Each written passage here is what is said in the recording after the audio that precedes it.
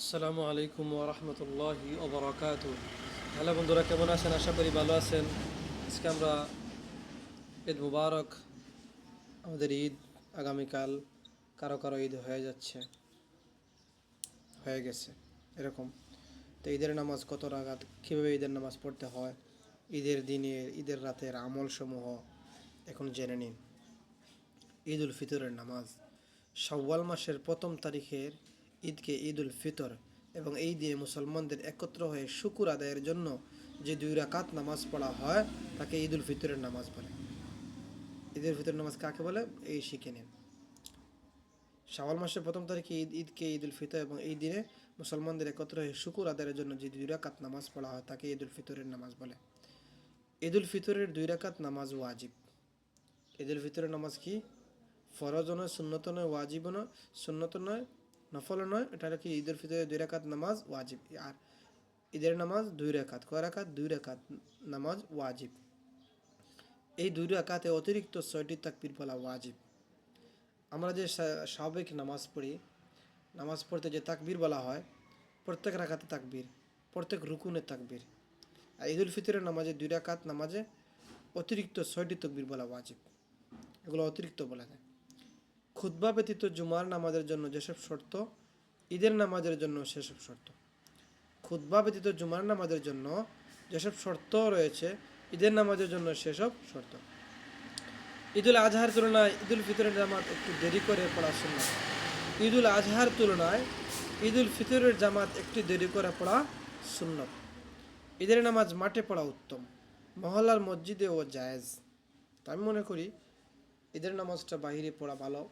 সারা বছরই তো আপনি ঘরের মধ্যে নামাজ পড়তেছেন, ঘরের মধ্যে পড়তেছেন, মসজিদে পড়তেছেন। ঈদের নামাজ মাঠের মধ্যে পড়া গিয়ে উত্তম, বেশি লোকের সামনে, বেশি লোকের সমাগম, এটা উত্তম।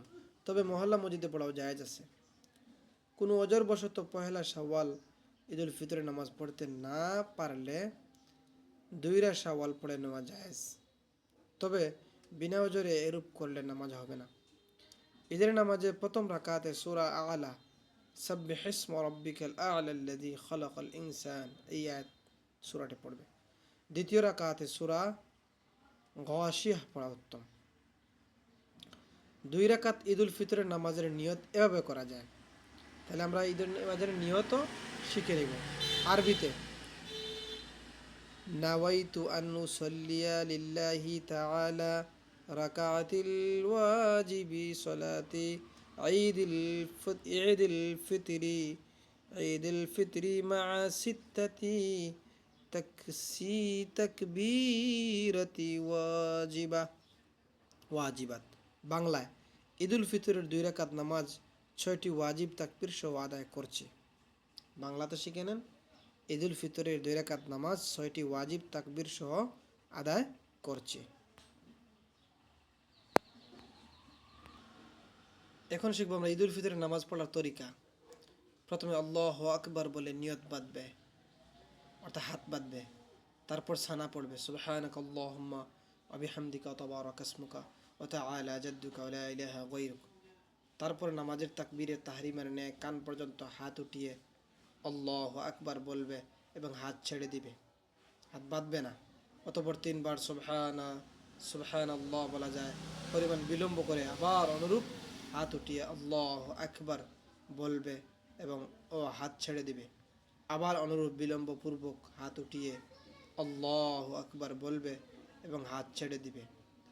আবার অনুরূপ বিলম্বপূর্বক হাত উঠিয়ে আল্লাহু আকবার বলে হাত বেঁধে আউযু বিল্লাহি মিনাশ শাইতানির রাজিম, বিসমিল্লাহির রহমানির রহিম সহ সূরা ফাতিহা ও কিরাত ইত্যাদি সহকারে প্রথম রাকাত শেষ করে দ্বিতীয় রাকাতের জন্য উঠবে।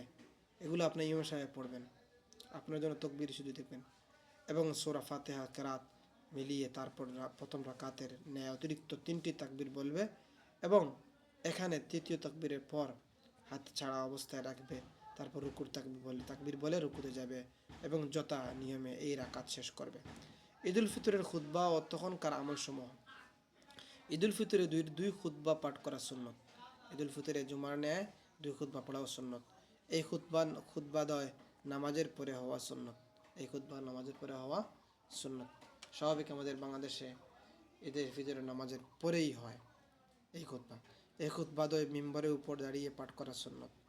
ইমাম সাহেব মিম্বরের উপর দাঁড়িয়ে পড়া সুন্নত। দুই খুতবার মাঝখানে জুমার খুতবার নেয় কিছুক্ষণ 3 আয়াত পড়া পরিমাণ সময় বসা সুন্নত। এই খুতবা শোনা ওয়াজিব, যেমন জুমার খুতবা শোনা ওয়াজিব।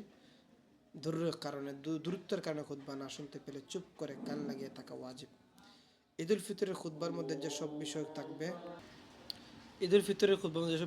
জুমার খুতবার মধ্যে যেসব বিষয় থাকবে, ঈদের খুতবার মধ্যেও সেসব বিষয় থাকবে। পার্থক্য এই যে মিম্বরে উঠে না বসেই ঈদের খুতবা শুরু করা সুন্নত, এবং ঈদুল ফিতরের খুতবার মধ্যে ছটকায় ফিতর সম্বন্ধে বর্ণনা করতে হবে, আর তাকবীর আল্লাহু আকবার বলে ঈদের খুতবা আরম্ভ করা সুন্নত।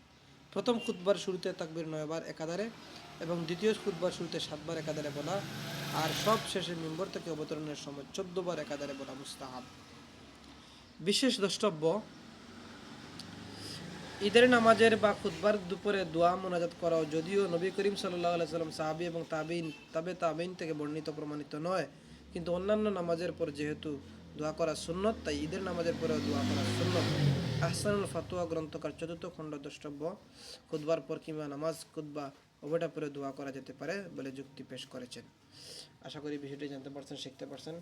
আজকে আমরা শিখলাম ঈদের নামাজ কত রাকাত, ঈদের নামাজ ফরজ, সুন্নত না ওয়াজিব, ঈদের নামাজের নিয়ত, কীভাবে নামাজ পড়তে হয়, এই নামাজের আমল। আশা করি বুঝে শিখতে পারছেন। ভিডিও ভালো লাগলে লাইক, কমেন্ট এবং শেয়ার করে অন্যকে দেখার সুযোগ করে দিবেন। ধন্যবাদ। আর আমাদের ইসলামিক ভিডিও চ্যানেল পাইতে চ্যানেলটি সাবস্ক্রাইব করে পাশে থাকবেন। ধন্যবাদ। আসসালামু আলাইকুম ওয়া রাহমাতুল্লাহি ওয়া বারাকাতুহু।